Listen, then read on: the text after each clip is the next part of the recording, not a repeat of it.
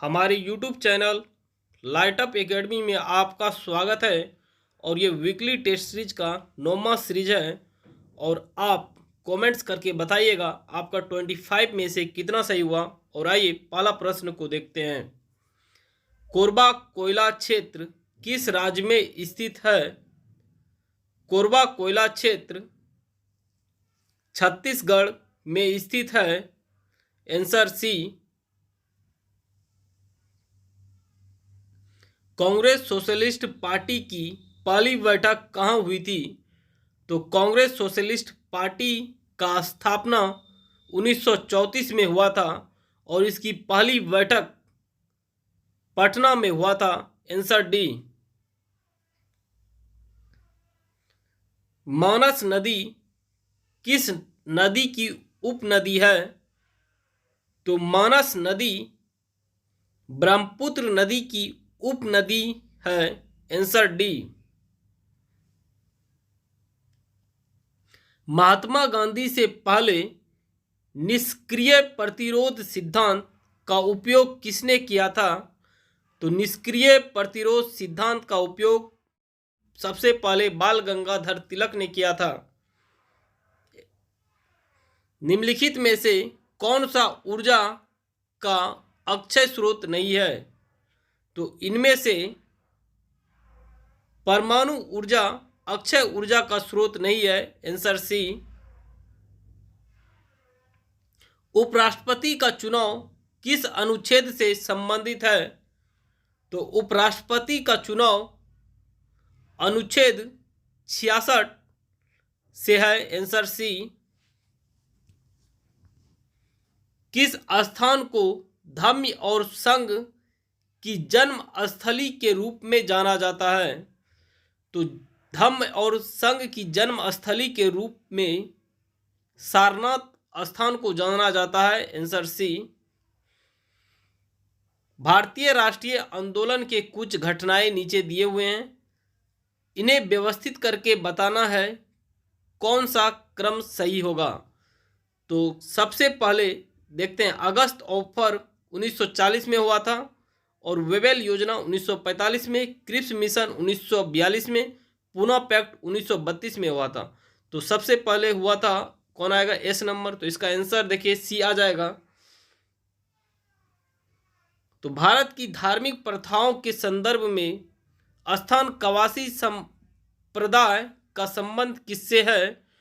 तो स्थान कवासी संप्रदाय का संबंध जैन मत से है। आंसर सी। आलमगीरपुर नगर किस नदी के किनारे स्थित है? तो आलमगीरपुर नगर हिंडन नदी के किनारे स्थित है। आंसर सी। भटियाली लोकगीत किस राज्य से संबंधित है? तो भटियाली लोकगीत पश्चिम बंगाल से संबंधित है। आंसर सी। भारत में कौन सी संस्था बीमा को नियंत्रित करती है? तो भारत में बीमा को नियंत्रित करने वाला संस्था IRDA है। आंसर ए। निम्नलिखित में से कौन सा औद्योगिक अवस्था का तत्कालिक संकेत नहीं है? तो श्रमिक अशांति, बाजार का संकुचन, बाजार मांग में कमी, औद्योगिक अवस्था का ये तत्कालिक कारण हो सकता है, परंतु लाभ में कमी औद्योगिक अवस्था का तत्कालिक कारण नहीं होगा। इसका आंसर ए होगा। निम्नलिखित में से किस वस्तु की मांग लोचदार है? तो इनमें से विद्युत वस्तु का मांग लोचदार है और बाकी तीनों का इन इलास्टिक का उदाहरण होगा और इन इलास्टिक को बेलोचदार कहते हैं। निम्नलिखित में से कौन भारत की क्रेडिट रेटिंग एजेंसी का नियामक है? तो भारत की क्रेडिट रेटिंग एजेंसी का नियामक सेबी है। आंसर सी। मर्मिकोलॉजी में किसका अध्ययन किया जाता है? तो मर्मिकोलॉजी में चींटियों का अध्ययन किया जाता है। Answer B. धान का प्रसिद्ध रोग खैरा रोग किसके कारण होता है? तो धान का प्रसिद्ध खैरा रोग जस्ता की कमी के कारण होता है। Answer D. NaCl नमक का pH मान कितना होता है? तो NaCl नमक का pH मान 7 होता है। Answer B. विद्युत मोटर विद्युत ऊर्जा को डैश में परिवर्तित करती है। तो विद्युत मोटर विद्युत ऊर्जा को यांत्रिक ऊर्जा में परिवर्तित करता है। Answer B.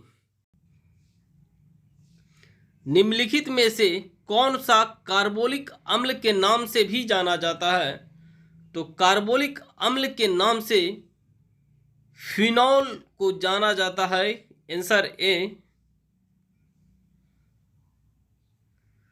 Motilal Nehru sport school Haryana में कहाँ स्थित है? तो मोतीलाल नेहरू स्पोर्ट स्कूल हरियाणा के सोनीपत में स्थित है। Answer B. केंद्र सरकार ने किस वर्ष तक सड़क दुर्घटना को 50% तक कम करने का लक्ष्य रखा है? तो केंद्र सरकार इस लक्ष्य को प्राप्त करने का योजना 2024 तक रखा है। Answer B. किस देश में शुरू की गई ब्रो की प्रमुख परियोजना प्रोजेक्ट दंतक के हाल ही में 60 वर्ष पूरे हुए हैं? तो यह प्रोजेक्ट भूटान देश के थे और 60 साल इसके पूरे हुए हैं। Answer B. Khelo India winter games का उद्घाटन हाल ही में प्रधानमंत्री द्वारा किया गया। इसका उद्घाटन कहाँ किया गया है बताना है। तो इसका उद्घाटन गुलमर्ग में किया गया था। Answer C.